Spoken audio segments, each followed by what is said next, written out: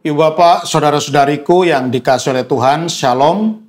Selamat berjumpa kembali dalam Renungan Harian Katolik Paroki Tomang, Jakarta. Hari ini hari Rabu, tanggal 17 September tahun 2025. Tema renungan kita hari ini adalah Jangan Nyinyir. Ibu Bapak, saudara-saudariku yang dikasihi oleh Tuhan, satu kali ada seorang romo muda, ya adik kelas saya, datang kepada saya dan dia curhat, ya, dia berkeluh kesah tentang hidupnya, tentang pelayanannya di parokinya kepada saya. Ya, ini romo masih muda, ya, jadi mungkin masih labil, ya, dan masih gampang terpengaruh oleh situasi dan kondisi. Nah, romo muda ini berkata kepada saya bahwa dia stres, ya, bahwa dia sungguh merasa terbebani batinnya karena umat yang dia layani itu, ya, menurut dia itu bawel, ya, atau reseh gitu, ya.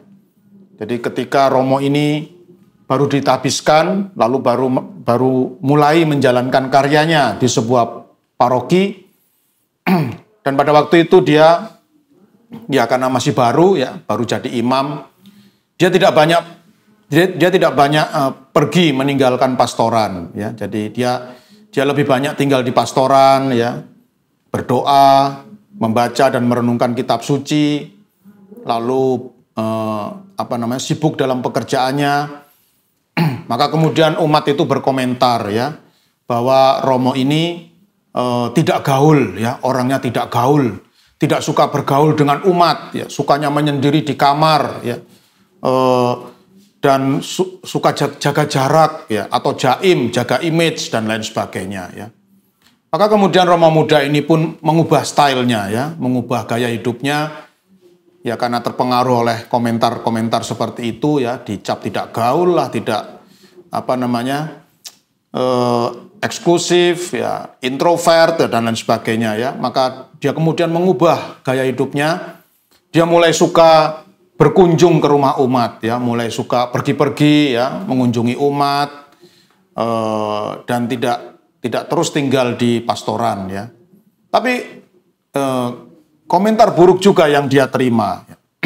Umat mengatakan bahwa romo ini itu hobinya ngeluyur, ya, hobinya suka keluyuran, ya, suka pergi-pergi, nggak jelas, ya. Harusnya romo itu banyak di rumah, ya, berdoa, membaca kitab suci, merenungkan kitab suci.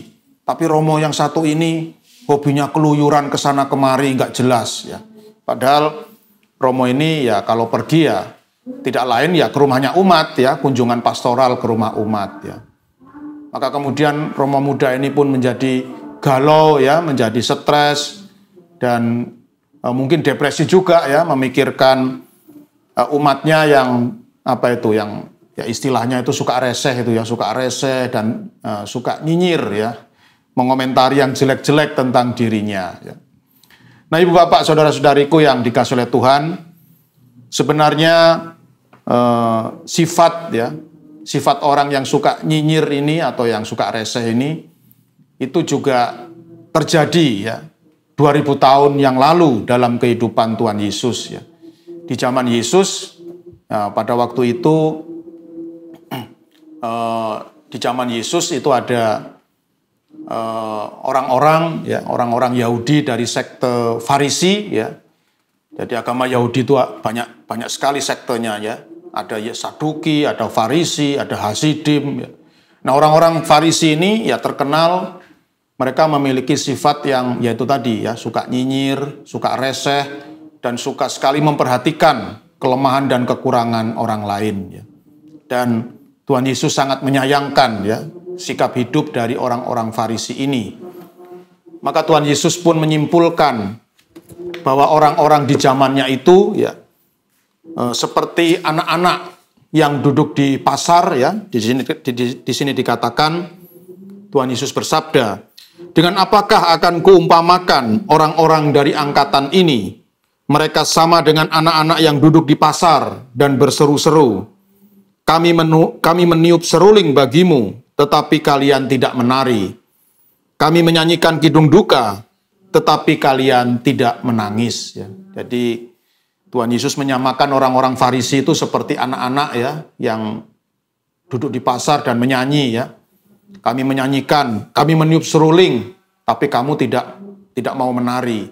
Kami menyanyikan kidung duka, tetapi kamu tidak menangis. Ya, artinya apa?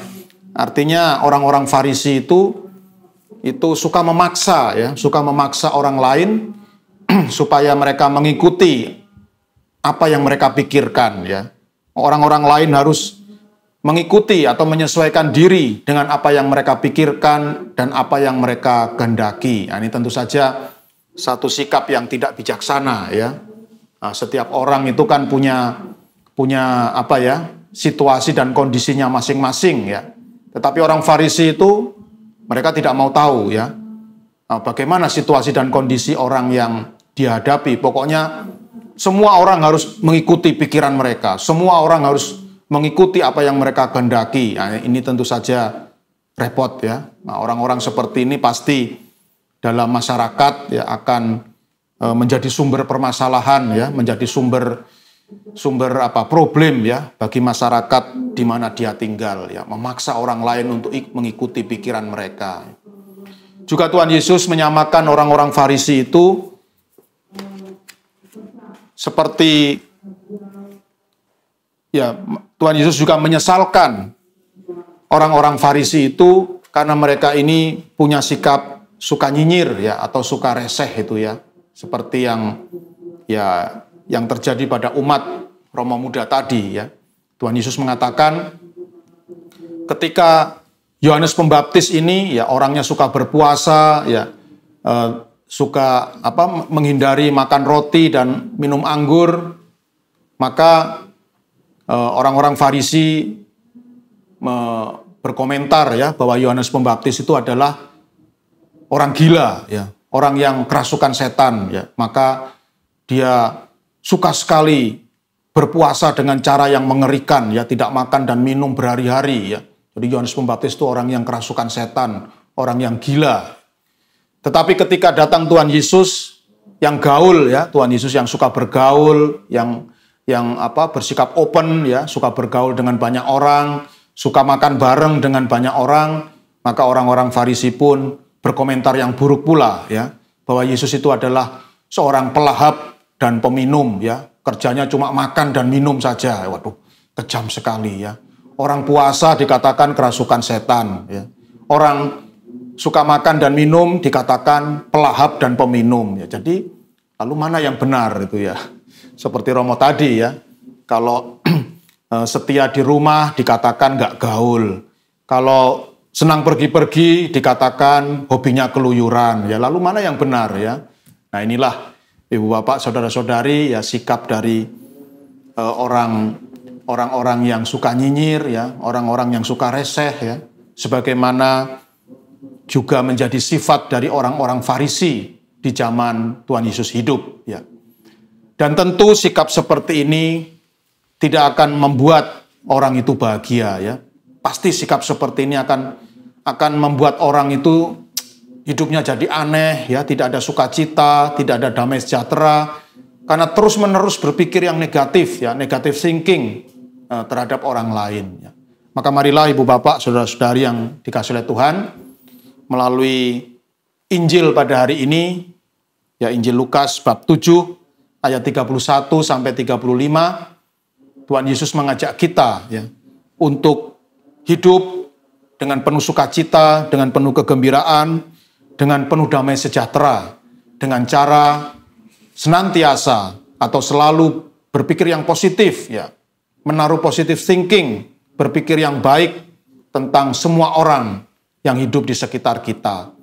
Jangan kita berpikir yang negatif ya, yang buruk-buruk, berpraduga, berprasangka yang buruk-buruk tentang orang lain, karena itu pasti akan membuat hidup kita tidak bahagia ya, hidup kita tidak sukacita dan jauh dari damai sejahtera.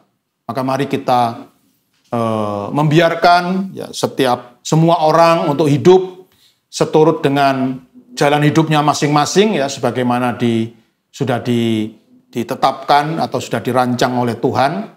Biarkan semua orang itu bebas ya untuk memilih jalan hidupnya masing-masing, dan mari kita menaruh pikiran yang baik terhadap semua orang, sehingga dengan demikian hidup kita pun boleh dipenuhi dengan sukacita, kegembiraan, damai sejahtera, dan jauh dari segala kemurungan dan kegalauan. Tuhan memberkati.